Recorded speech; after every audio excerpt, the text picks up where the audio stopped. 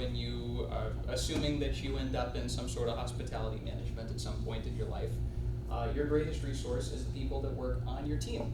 Your team can make you or break you. They are the people that are interacting with the guest on a daily basis.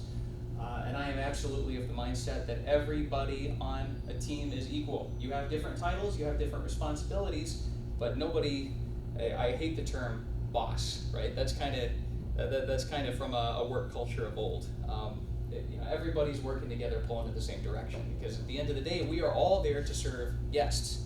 And it doesn't matter if the general manager is standing there if a guest walks by and says, hey, can somebody come and clean my toilet, push my luggage?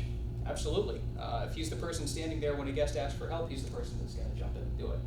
So no matter what position you attain within a corporation, you are always there in the hospitality industry to serve your guest, first and foremost. A few steps that you're going to use in the hospitality industry, no matter what hotel, assuming you work in a hotel, any hotel that you end up working with, but anywhere you're interacting with guests, you've got some hospitality steps. So the first one is you're going to enter.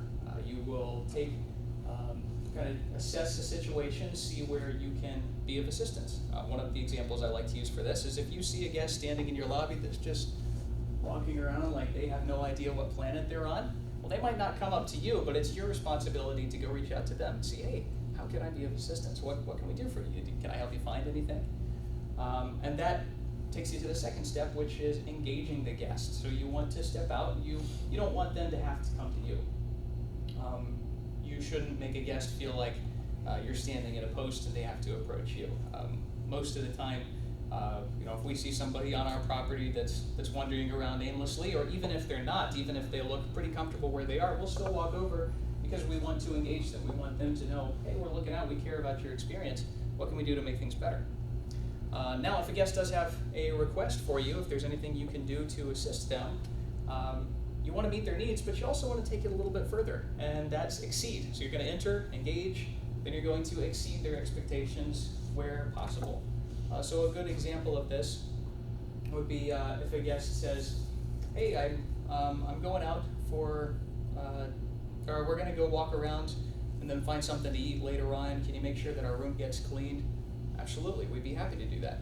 So you'd go and you'd make sure the housekeeping knows, well, you got to clean that room while the guest is gone. But one small thing you can do to take it a step further is, where would you like to dine? Let me make your dinner reservations for you.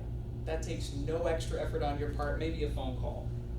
But it's just taking it one step further. Now, if the guest said, hey, can you do this much for me? Sure, but let me take it a little bit more. What else can I do for you? Then the final step to all of that hospitality process is follow up. And that is easily one of the most important parts.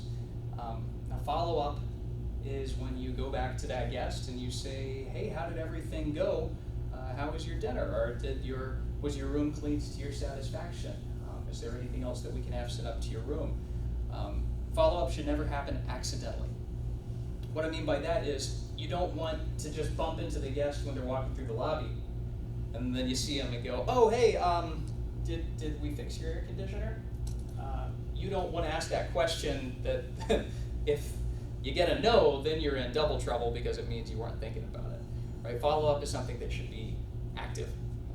I encourage you, anytime you're working with guests, to keep a little piece of scratch paper. You could do a digital log. There's a whole number of ways you could do it, but keep things written down that you're assisting guests with throughout the day, because then an hour or so later, you hit a lull in activity, you can go back and you can say, oh, you know what, I really need to go and check in with this guest and make sure that they're happy with the way I assisted them.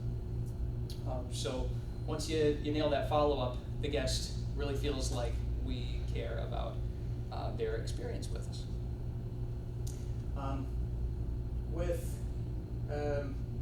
I'd say one of my biggest challenges with my last couple positions, or with entry-level management, because keep in mind, I'm just getting started in my career.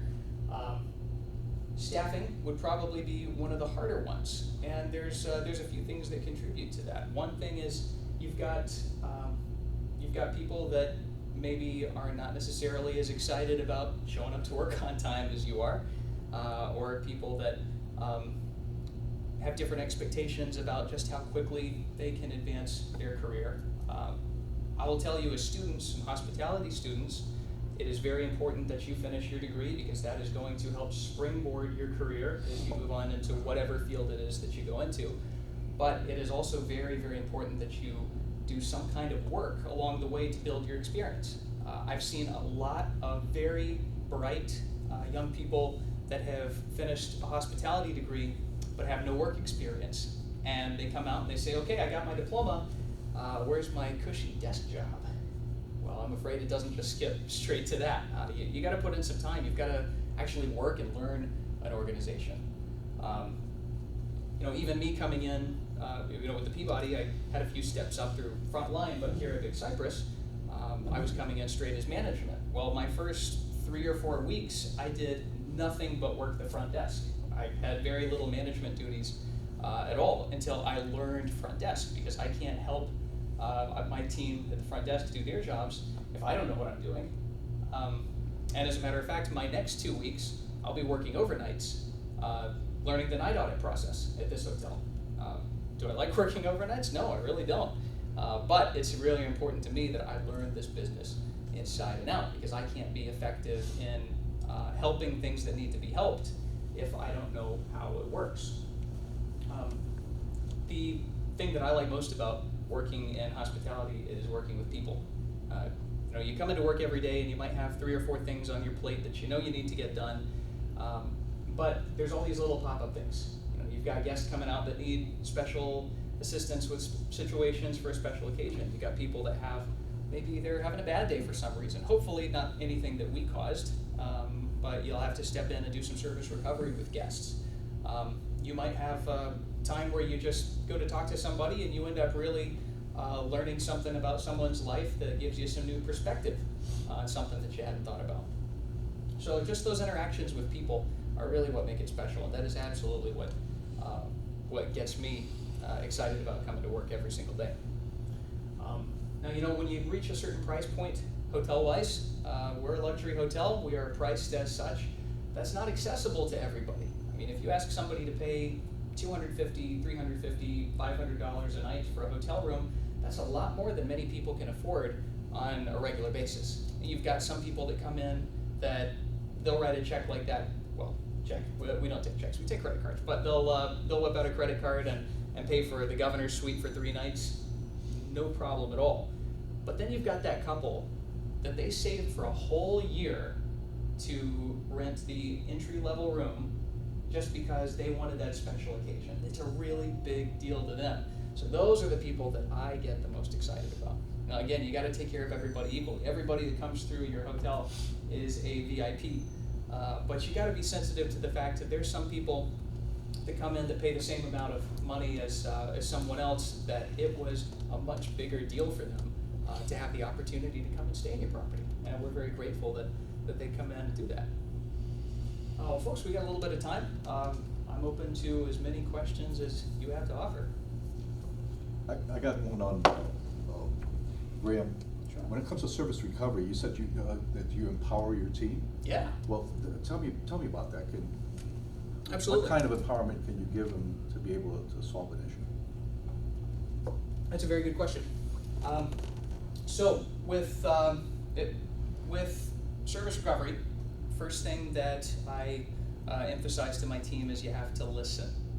You have to listen to, you have to hear the guest out on the issue they're having. You cannot go into the interaction with the guest, especially an upset guest, expecting to already make a decision before you even talk to the guest. I encourage everybody to listen and empathize before there's any response, any kind of offer made to compensate a guest. The very first thing you want to do is just let the guest know that you hear them and that you appreciate that they've taken the time out of their stay to come and tell you about the issue they're having and how it's impacted them. You really have to put yourself in their shoes. If you've got somebody that, like I was talking about, the couple that stayed for a year to be there, and their air conditioner's broken, and they're just sweating it down in that room, and all of a sudden they don't feel like their value for their stay is what you'd hope it would be. The first thing you got to do before you take any action is listen to them and say, I am so sorry that happened to you. I understand that this was a big experience for you, You know, this was a special occasion. You really wanted your wife to have the best day possible, and she's just not getting that impression of our property right now. I'm so sorry about that. I mean, the very first thing you got to do is put yourself in their shoes. A lot of times with something that maybe isn't as major as a broken air conditioner, just that act of listening and empathizing with the guest, that will satisfy a lot of people with smaller inconveniences. You know, if someone maybe waited a few minutes longer than they should have with luggage, for example, or perhaps maybe one item on their breakfast was cold, relatively small things. Just the fact that you listen to them and you let them know that you care about what they have to say, a lot of times that'll appease somebody that's maybe a little bit frustrated. Onto the empowerment thing. So you kind of have to feel it out with each situation. Our front desk agents are empowered to make monetary compensation to a certain amount within reason. And I think everybody on my team has pretty good judgment. We're all on the same page. We've communicated about appropriate amounts for certain situations. So we can work with the guest and maybe make an offer. Well, if we were able to address an issue, first you got to fix it, right? But now that we fixed it, maybe we can do something that will feel like you're getting a little bit better value for your stay here. So front desk agents with us are empowered to make small adjustments. If it gets to a certain amount, that they usually need to call me. And as a matter of fact, I have a work cell that's on 24 hours a day. It does not matter what time of day or night. If somebody needs to get a hold of me, they can. Another thing that we have is activities. I mean, I showed you all the fun stuff to do around the pyramid, right? So maybe we could